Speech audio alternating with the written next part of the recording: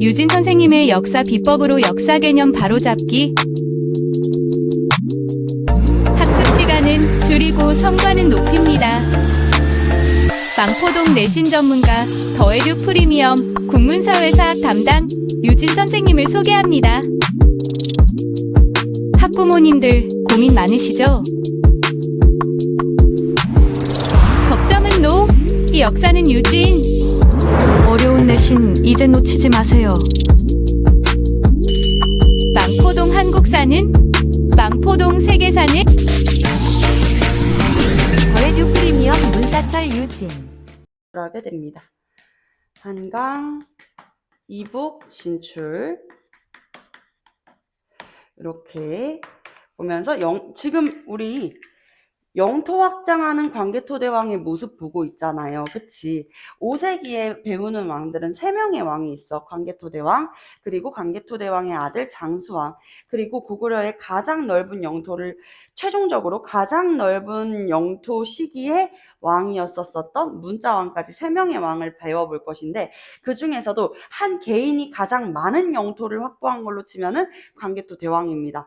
하지만 우리가 지난 이제 중학교 때도 그렇고 교육과정 안에서는 삼국시대에서 누가 한강유역을 차지하냐에 따라 가지고 전성기를 나누어 본다면, 한강유역을 완전히 다 확보하게 된 때는 장수왕이었었기 때문에 장수왕이 전성기를 이끈 것이 아니냐라고 보는 견해도 있고, 최종적으로 가장 영토가 넓어졌을 때가 이 전성기의 꽃이라고 볼 수 있다라고 하면서 문자왕 때가 이제 최전성기로 보는 견해들도 다양하단 말이야. 그래서 우리는 둘을 일컬어서 5세기는 고구려의 무대였다라고 볼 수가 있어. 한 개인이 가장 영토를 크게 확보했을 때는 광개토대왕, 한강유역을 차지한 건 장수왕, 그리고 최종적으로 가장 넓은 영토를 확보했을 때가 문자왕 때였다라고 생각을 할 수가 있는 거지. 자, 이때 고구려의 도움을 요청했었던 나라가 있었는데 바로 신라라는 나라였었어. 자, 광개토대왕은 이제 백제를 공격하면서 한강 이북에까지 진출을 했었지. 그러면 삼국 중에 어떤 나라가 고구려의 도움을 요청했을 것 같아? 백제는 아니겠지. 그치? 백제도 자존심이 있는데 어떤 나라냐? 바로 신라였었어. 신라는 변한이랑 가까이 있잖아, 진한이. 그러니까 변한이 뭐가 된다 그랬었지? 가야 연맹이 된다 그랬어. 가야가 어디에? 변한의 풍부한 철을 어디에 수출했다 그랬어? 우리 오늘 테스트 봤지? 왜 수출했다 그랬었지? 왜가 일본이잖아. 그래서 일본과 이 가야가 계속 신라에 침입을 하게 되는 거야. 깨작깨작 침입을 하게 되는 거지. 그래서 신라가 안 돼. 우리 좀 도와줄 수 있어요? 라고 물어보는데, 이때 당시 신라의 왕은 신라와 관련되어 있어서 신라의 왕은 뇌물 왕이었었어. 이때는 왕이라는 칭호가 없었기 때문에 사실상 이 뇌물마립간 때부터 처음 썼었던 마립간 칭호를 쓰거든요. 뇌물마립간인데 편의상 왕이라고 이렇게 일단은 써보도록 하겠습니다. 뇌물왕이 나이가 훨씬 많아. 광개토대왕이 왕위에 올랐을 때가 18살이었었거든. 그리고 30살이 되기 전에 세상을 떠나셨어. 뇌물왕이 나이가 훨씬 많은데 광개토대왕한테 내가 고구려의 노객, 이제 늙을로의 손님 객자를 써가지고 노객이 되겠습니다 라고 하면서 도움을 요청했는데 고구려가 뭐라고 했을까? 그래, 이 동쪽의 오랑캐, 이게 동쪽의 오랑캐라는 뜻으로 동력동에 오랑캐 이자를 써서 동이, 우리가 동이를 구제해 주어야겠다라는 표현을 쓴단 말이야. 그러니까 자국 외에는, 이제 고구려 외에는 다 오랑캐라고 생각하는 고구려 중심의 독자적인 세계관도 느낄 수가 있는 거지. 자, 신라를 구제해 주면서 왜구를 토벌하게 됩니다. 왜구 정벌하게 되는데, 이 근거가 시험 문제에 정말 잘 나온다라는 거예요. 자, 1번 선생님이 보라색, 지금 이제 처음으로 보라색 들었습니다. 신라를 구제해 주었다라는 근거가 바로 광개토 대왕 릉비의 광개토 대왕께서 동쪽의 오랑캐 신라를 구제해 주셨다. 멸망할 뻔한 위기에서 이 왜구를 격퇴해냈다라는 표현을 쓰게 됩니다. 격퇴해냈다라는 표현을 쓰게 되는 것이죠. 자, 그리고 두 번째는 무엇이냐면요. 두 번째는 호우명 그릇인데, 호우예요. 호우. 명그릇. 이 호우명 그릇이 어디서 출토되었냐면 호우라는 것 자체가 신라에 있는 호우총이라는 무덤이었어. 호우총이라는 무덤에서 광개토 대왕께서 세상을 떠난 일주기를 기념하기 위한 그릇이 나왔다라는 거야, 얘들아. 그게 뭔 상관이냐는 표정인데요. 요렇게 이제 생긴 그릇이 출토되었어. 여기에는 가운데에는 광개토 대왕이 세상을 떠난 1년, 그러니까 세상을 떠나신 지 서거하신 지 일주기가 되는 것을 기념하기 위한 그릇이 이렇게 남겨져 있었는데, 이를 통해서 알 수 있는 건 고구려가 신라를 구제해 주고 나서 신라에 대한 고구려의 간섭이 심해졌을 것이다 를 우리가 짐작해 볼 수 있다라는 거지. 이 두 가지가 정말 잘 나오는데요. 선생님이 여기에다가 썼다가 괜히 여러분들이 실수할 수 있는 것 중에 하나가 뭐냐면, 제발 그런 실수를 하지 않았으면 좋겠는데, 광개토 대왕 릉비잖아, 얘들아. 여기에서 이 릉은 뭐야? 무덤 릉자야. 광개토 대왕이 본인이 직접 세우고 무덤 파고 들어가셨을까요? 아니죠. 광개토 대왕 릉비를 세운 사람을 물어보면 광개토 대왕이라고 생각하면 안 되겠죠. 확실하지는 않지만 광개토 대왕 릉비는 아마 광개토 대왕의 아들인 장수왕 때 혹은 그 이후에 세워진 것으로 추론을 하고 있습니다. 근데 간혹 선생님들이 여러분들의 이 논리 사고력을 이렇게 좀 시험하는 문제로서 광개토 대왕의 업적 중에서 뭐 광개토 대왕 릉비를 세웠다 이런 선지를 선생님이 이제 기출을 여러 개 풀어보다 보니까 출제가 된 적이 있어가지고 헐, 이거 틀리는 사람은 없겠지? 라는 생각이 들었어. 그래서 한때 우리 학원에서 이제 시험 전에 원내고사를 봤었거든. 중학생들을 대상으로 원내고사를 봤는데 아니나 다를까 광개토 대왕 그럼 이거 무조건 맞고? 이렇게 생각하는 친구들이 너무 많더라고. 그때 막 진짜 한국사 100점 만점에 4점 맞고 20점 맞고 평균 22점이었어, 얘들아. 그러니까 이제는 지금 이제 평가원에서 출제하려고 하는 문제의 경향성들이 다 여러분들의 독해, 문해력을 요하고 있단 말이야. 문제 풀기 전에 한 번 더 생각해 보기 아시겠죠? 자, 그래서 광개토 대왕의 업적, 신라 구제까지 함께 이야기를 해 보았습니다. 여기까지 어려운 부분 없죠? 그쵸? 자, 그리고 나서 5번째, 이때 부여가 북쪽에 있는 부여, 북부여, 동부여로 나뉘어져 있었단 말이야. 동부여를 공격하기도 했습니다. 죄송합니다. 동부여 점령 여기까지 설명을 드렸어요. 그리고 나서 이제 광개토 대왕의 아들 장수왕으로 함께 넘어가 보도록 하지요. 자, 여러분, 장수왕 때는요, 선생님이 왕 이름에 별표를 붙이는 걸 별로 좋아하지 않음에도 불구하고 별표를 붙였습니다. 정말 중요한 파트가 등장하게 되거든요. 카메라 살짝 옆으로 옮겨가지고 설명 이어갈게요. 자, 맞습니다. 지금 현재 중국은 아까 이야기했지, 위나라, 진나라, 진나라 때 북쪽에 5쪽의 오랑캐들이 침입을 하게 되면서 북조와 남조로 나뉘어지게 됐어. 북조는 이제 북방민족, 특히 선비족, 흉노, 말갈, 갈족, 강족들과 같은 이제 북방민족들, 유목민족들이죠. 그 중에서도 북조의 중심이 됐었던 나라가 바로 북위야. 효문제, 탁발갱의 북위라는 나라가 있었어. 효문제, 북위, 선비족의 나라였었거든요. 그리고 남조는 아까 이야기한 지금 오늘날의 중국의 다수를 차지하고 있는 민족 한족의 나라였었는데, 이 남조는 계속 왕조가 바뀌어. 진나라였다가 동쪽의 진나라, 동진이었었다가 송나라였다가 제나라였다가 진나라, 송나라, 제나라, 양나라, 또 진나라 하면서 정말 빈번한 왕조 교체로 혼란을 겪고 있었던 상황이었어요. 요 맥락을 기억해줘. 아까 이야기를 했지. 나랑 사이가 안 좋은 친구가 나랑 철천지 원수가 있는데 갑자기 내 친구가 얘랑도 친하고 나랑도 친하게 지내. 그럼 나는 그 친구를 어떻게 해? 조금 거리를 두게 되잖아.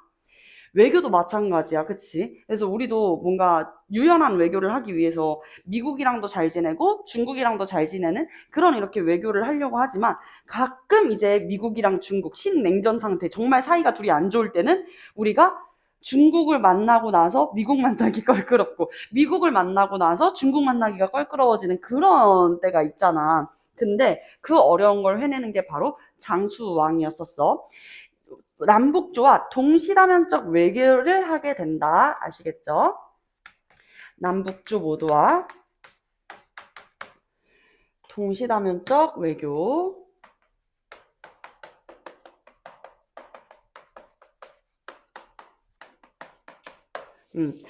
같이 남조랑도 친하고 북조랑도 친하기는 쉽지 않아.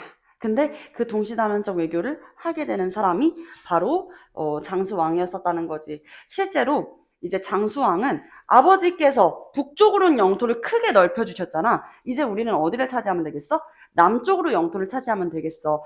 그래서 이 장수왕께서 생각하신 방법은 무엇이었냐? 한강을 차지하자. 한강 유역을 확보하자 해가지고 고구려의 수도를 이제 압록강 북부에 위치해 있는, 압록강 넘어 북부에 위치해 있는 졸본, 이 국내성이 무대가 아니라 내려와가지고 평양으로 수도를 옮긴 다음에 한강 유역을 확보하자라고 생각을 했었단 말이야, 얘들아. 근데 이 낌새를 눈치챈 백제가 이대로 우리가 한강을 이룰 수 없지라고 생각을 해가지고 도움을 요청해. 어디에다가 도움을 요청했을 것 같아? 백제랑 신라는 국경을 같이 하고 있잖아. 이미 이제 백제 신라 동맹을 맺어가지고 왜 저래? 고구려 그만 내려와. 이런 상황이었는데 그렇다고 이제 백제는 신라만을 믿고 있을 수는 없는 상황이었어. 든든한 병력도 아니었었고. 그러니까 백제가 이대로 안 되겠다. 지금 여기에서 누가 더 세 보여? 빈번하게 왕조교체가 이루어지고 있는, 이미 북방민족의 침입을 받아가지고 동쪽으로 수도를 천도했었던 진나라한테 도움을 요청할 것인가?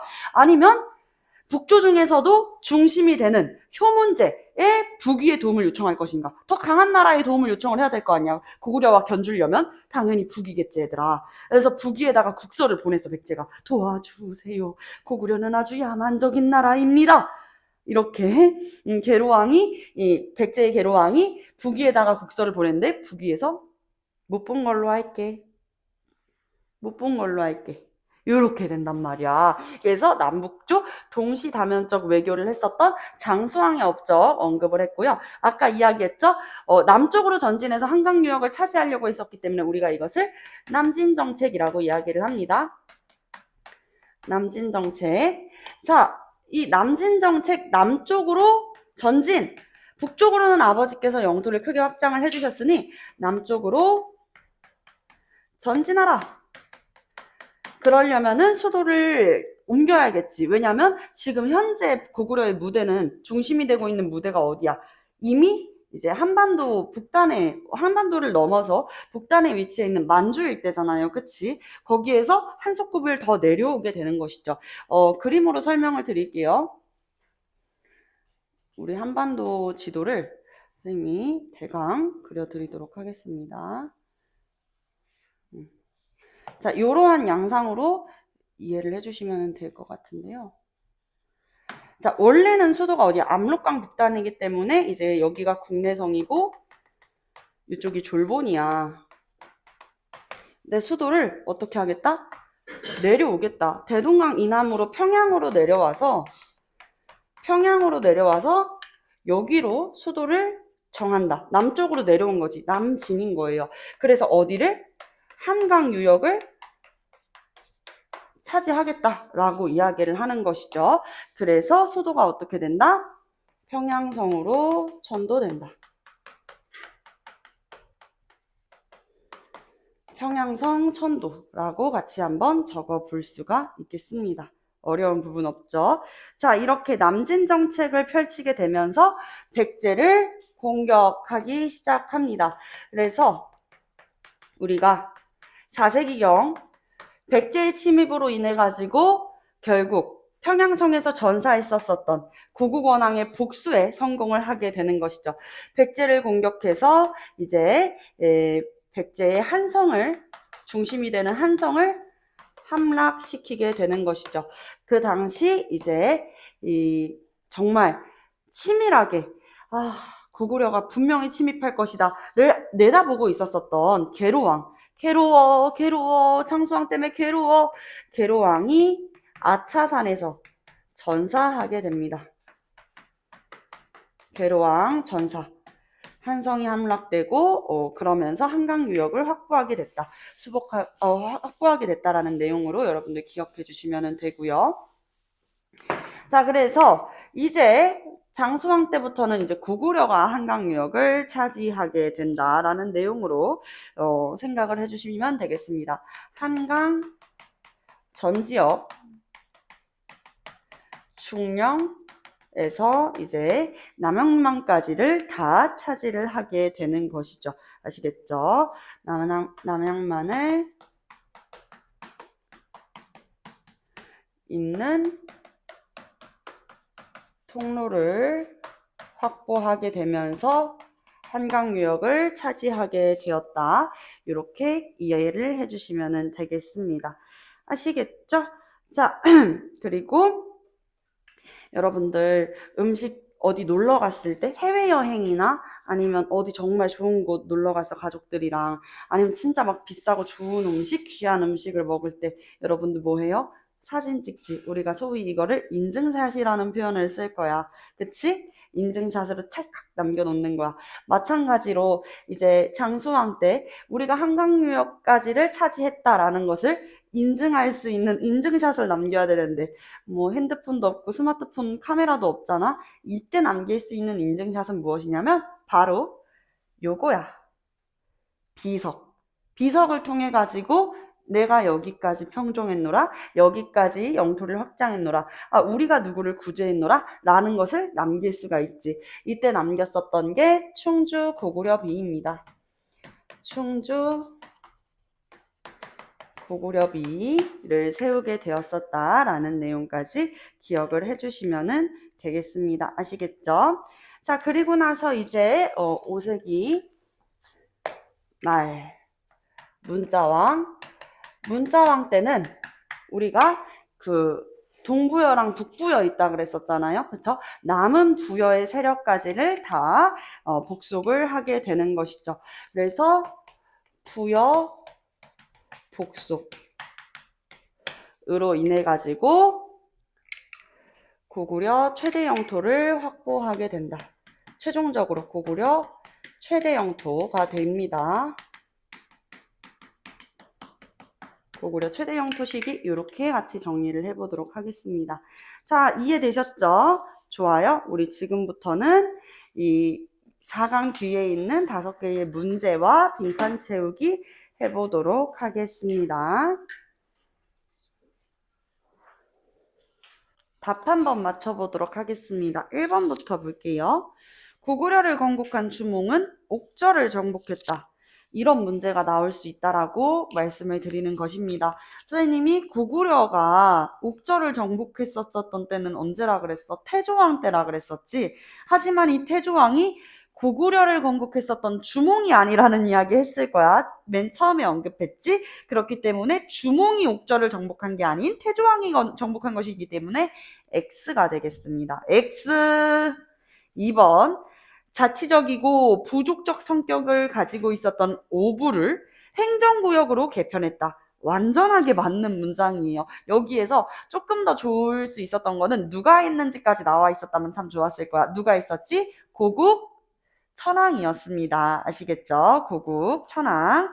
자, 그래서 5가 될 수 있겠고요. 자, 그 다음에 3번. 4세기 미천왕 때 중국의 군현 세력, 한군현을 몰아냈었다. 이 한군현 세력 누구라 그랬어? 낭랑, 대방군이라고 이야기했었지. 임둔, 현도도 있었는데요. 이때 이제 대동강 유역 일대에 있었던 낭랑과 대방군을 축출해낸 것이기 때문에 한군현 세력을 몰아냈다라는 말과도 상응하는 이야기입니다. 5가 됩니다. 4번입니다. 중국 전현의 침략을 받기도 했었다. 중국 전현의 침략 받았었죠. 이후에는 이제 우리가 무슨 관계를 형성했어? 우호 관계를 형성을 했었어. 하지만 전현의 침입도 있었다라는 이야기를 선생님이 고국 원앙 초록 색깔 글씨로 써드렸어요. 혹시 이거 못 찾은 친구들 없지?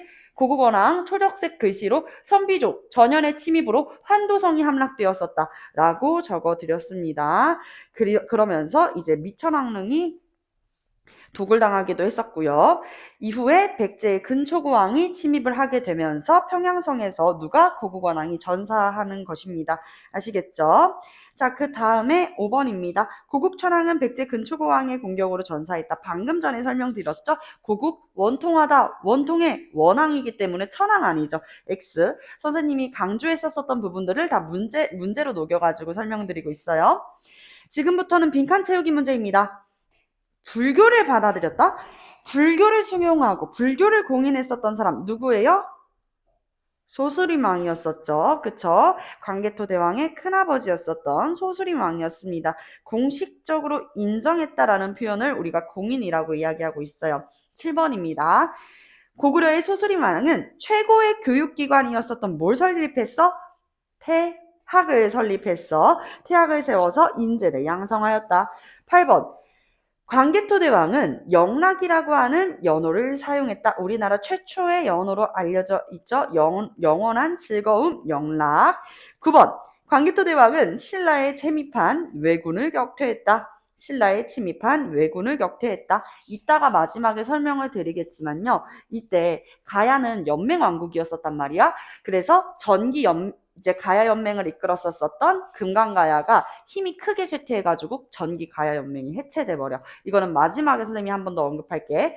10번. 장수왕은 수도를 평양성으로 옮기고 남쪽으로 전진하라 남진 정책을 추진했다. 그래서 한강 유역을 차지하게 되고 차지한 한강 유역에 충주 고구려비를 세우게 되는 것이죠. 여기까지 이해되셨죠? 우리는 조금 쉬고 그리고 나서 5강 백제 같이 한번 나가보도록 하겠습니다. 아시겠죠? 자, 지금 시간이 30분이네요. 40분까지 쉬고 다시 올게요.